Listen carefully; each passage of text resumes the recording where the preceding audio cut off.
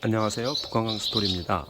오늘은 전원주택 가이드 두 번째 이야기, 전원생활의 로망을 실현하기 위한 전원주택 토지를 구입하실 때 유의사항에 대해서 소개드리고자 합니다. 저 같은 경우 서울에서 직장생활을 하면서 주로 아파트 위주의 생활을 했었는데요. 이 양평으로 처음 이사 왔을 때 처음 2년간은 전세 생활을 했습니다. 그리고 자녀를 초등학교에 입학시키고 1년 이상을 그 현재 거주하는 지역에 토지를 현장 답사를 했었습니다. 이 서울 생활을 할 때는 몰랐었는데 서울 생활에서 이제 그 교외 지역에 주로 드라이브를 하거나 관광을 하러 갈 때 그 눈에 보이는 겉모습만 예쁜 그 전원주택을 보면서 너무 예쁘다, 아름답다, 뭐 유럽풍의 예쁜 집이네, 그런 이 전원생활에 대한 저는 지식이 전혀 없이 겉모습만 보고서 나도 저런 예쁜 집을 갖고 싶다라는 기대감이 있었는데, 실제로 서울 도시 생활을 하다가 양평 2년 동안 전세살이를 하다 보니까 처음 1년은 이 자녀를 입학시킬 초등학교 근처에 이 12년 전에는 전세가 거의 없었어요. 그래서 굉장히 그 전세 매물이 귀했고요. 그러다 보니까 한겨울에 집사람이 그 현지 부동산에 소개해준 전세 매물이 하나 있다고 그래서 급하게 전세 계약을 하고 이사를 오게 되었습니다. 근데 그 전세집이 이제 겨울에 생활을 하다 보니 큰 문제에 이제 직면했는데, 그 문제가 뭐냐면은 이 주택이 건축한 지 너무 오래되었고, 벽은 판넬로 마감이 되어 있었고, 창문은 호창이었습니다.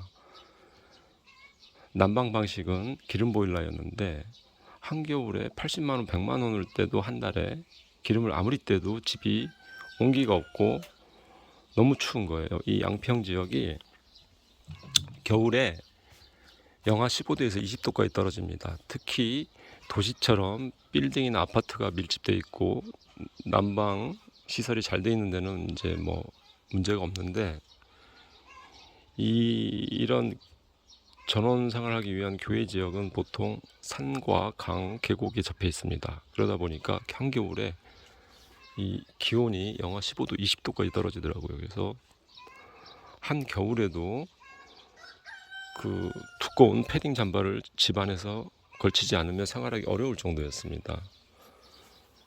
그런 경험을 하고서 이 전원주택을 신축할 때 냉난방, 단열이 정말 중요하다는 걸 깨달았습니다.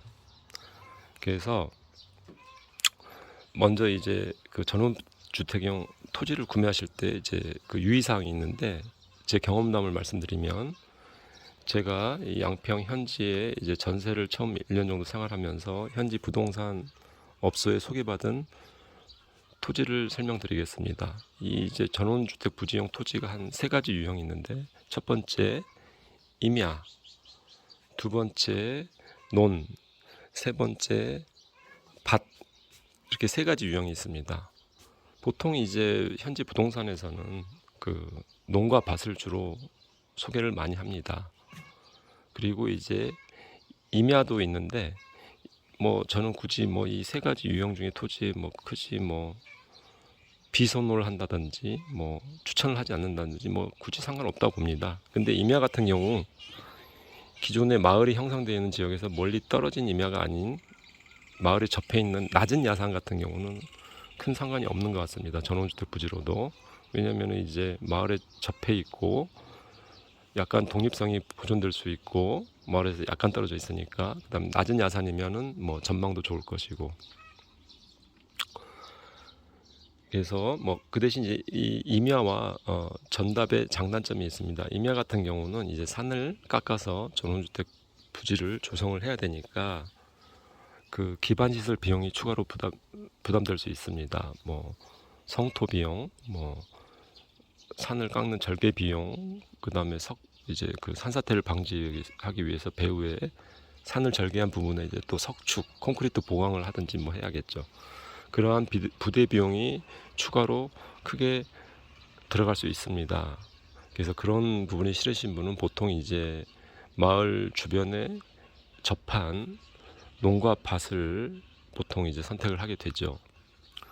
그래서 그 임야와 이제 전답의 경우에 그 용도에 따라서 이제 뭐 보전 지역이냐, 준보전 지역이냐, 절대 농지냐, 관리 지역이냐에 따라 나뉘는데, 그 부동산 답사를 하실 때는 그 현지 부동산 통해서 그 임야나 전답의 그 용도를 반드시 체크하셔야 됩니다. 그 정부에서 운영하는 토지 이용 계획원이라는 그 인터넷 사이트 들어가시면 다 확인이 가능하십니다. 그런 부분은.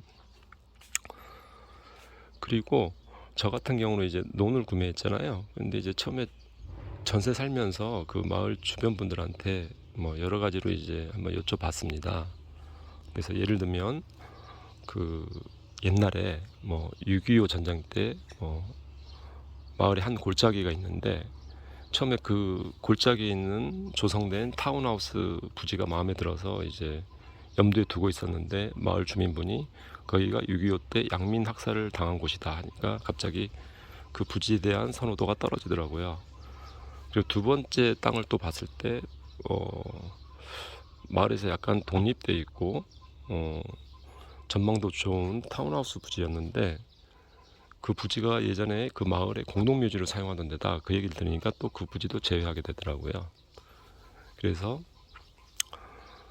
결과적으로 종합을 해보니까 기존의 전원의 마을이 형성되는 데가 가장 좋은데요. 터가. 왜냐면은 천재지변으로부터 안전하고 해가 잘 드는 남향이나 동남향이고, 그래서 그 여러분이 이제 그 도시 근교에 전원 교회 지역을 가시다 보면 마을이 형성되어 있는데 뭐 아늑한 기운이 드는 데가 있어요. 그런 양지 바르고 그런 데가 이제 제가 보기에는 전원주택 부지로 이제 좋은 입지인 것 같고요. 그래서 저는 이제 1년 정도 전세 생활을 하다가 그 제가 과연 이 도시에서만 자랐는데 생활했고 이 전원 생활을 과연 제가 할 수 있을지, 그 다음에 자녀 교육 환경에 문제는 없는지, 그 다음에 제가 그 직장 생활 하는데 너무 거리가 멀거나 시간이 많이 걸린다든지 그런 부분을 종합적으로 검토한 끝에 1년 6개월 만에 전원주택 부지 200평을 논을 구매하게 되었습니다. 그 부지를 구매하기 전에 수차례 현장 답사를 했습니다. 특히 겨울철이나 여름철에 자주 방문을 했었고요. 마음에 드는 부지를. 그 이유가 한여름철에는 장마나 홍수에 침수되지 않는지 그 부지가, 그 다음에 겨울에는 큰 눈, 대설이 왔을 때 통행이 가능한지, 그리고 특히 뭐 요즘 이제 이 마을 주변에는 전원주택 부지 이 양평 같은 경우는 수요가 너무 많아서 거의 이제 매물이 없습니다. 토지 매물이. 그러다 보니까 문중산이나 개인이 갖고 있는 산을 깎아서 전원주택 부지를 많이 이제 성토를 해서 석축을 쌓고 만들어 놓습니다. 그런 땅들은 이미 이제 그 선호도가 떨어진다는 거예요.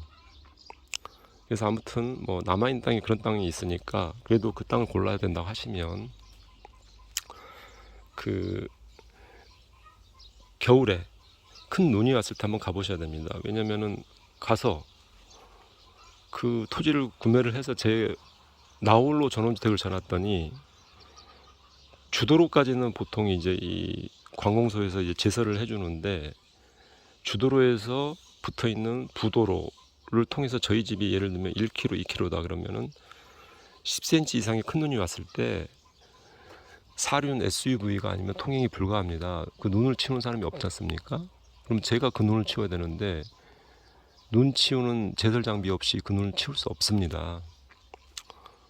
그런 부분을 유의해서 봐야 되고, 두 번째, 여름철에 제가 여기 살아보니까 주도로에 접한 교각 다리 말고 부도로에 접한 이 교각들이 장마철 홍수에 잠기는 경우가 꽤 많습니다. 그런 경우 그 마을 주민이나 학생들이 등하교를 못하는 경우가 꽤 있습니다.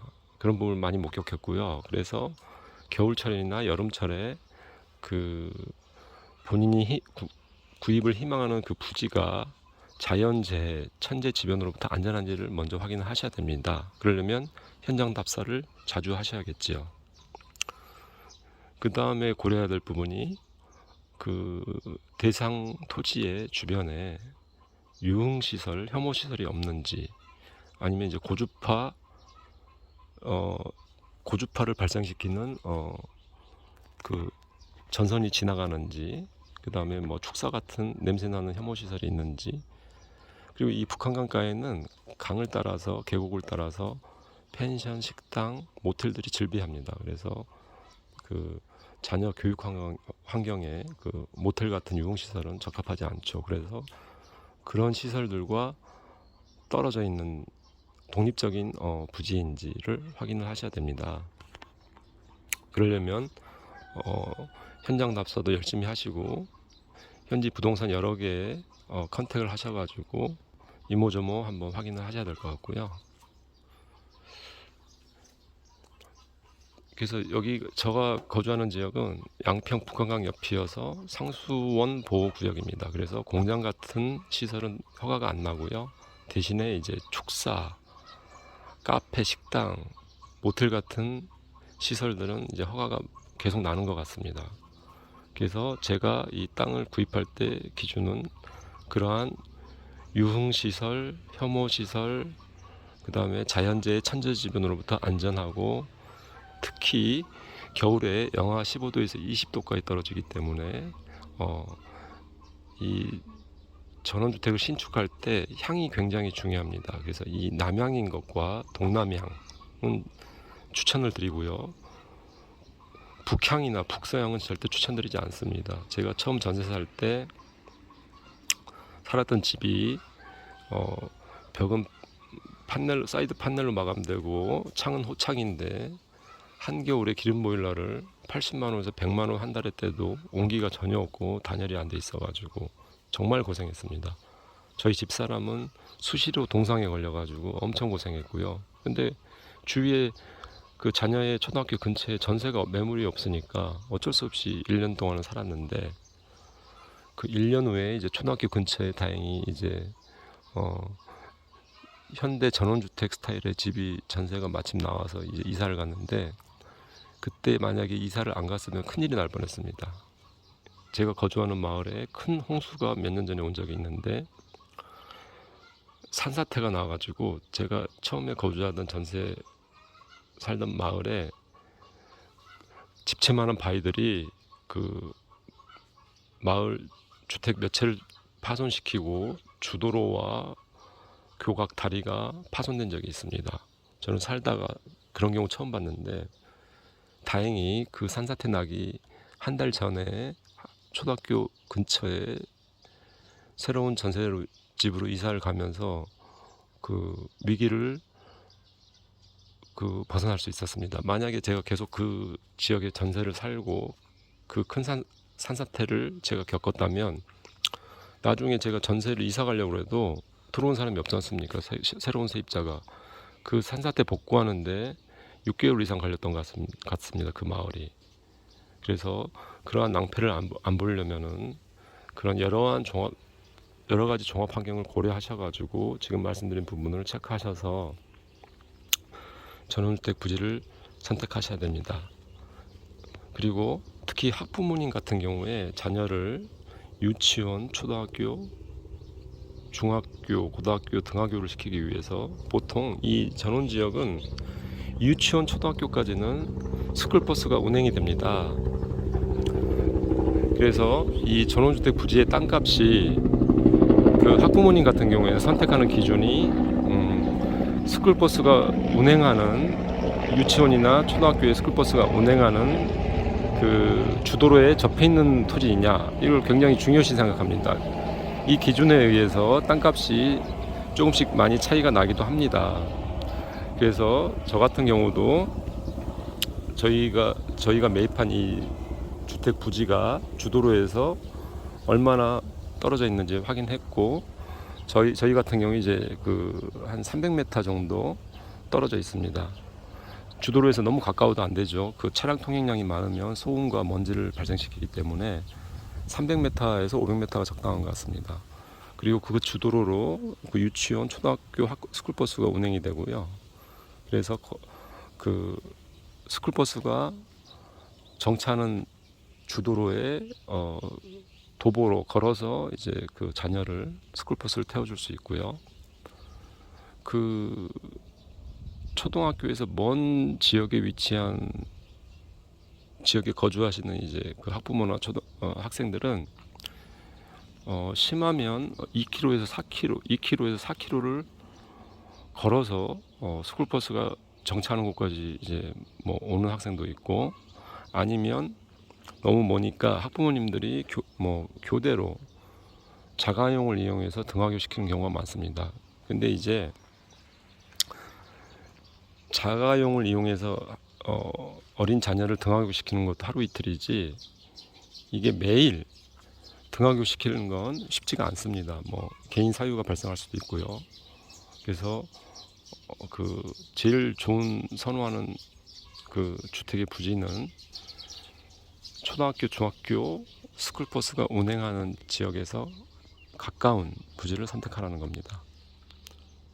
이 점이 이제 학부모님들은 굉장히 중요합니다.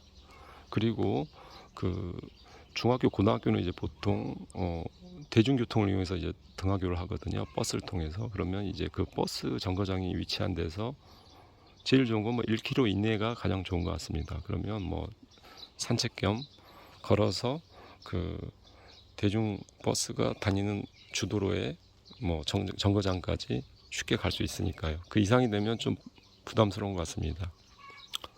그래서 이러한 부분들을 종합적으로 고려하셔서 전원주택 전원생활에 대한 로망을 실현하시고자 하시는 분들은 잘 확인하셔서 현장 답사도 하시고, 주변 마을 분들한테, 현재 부동산 업체들한테 이모저모 더 확인하시고 종합적으로 잘 검토하셔서 신중하게 선택하시길 바랍니다.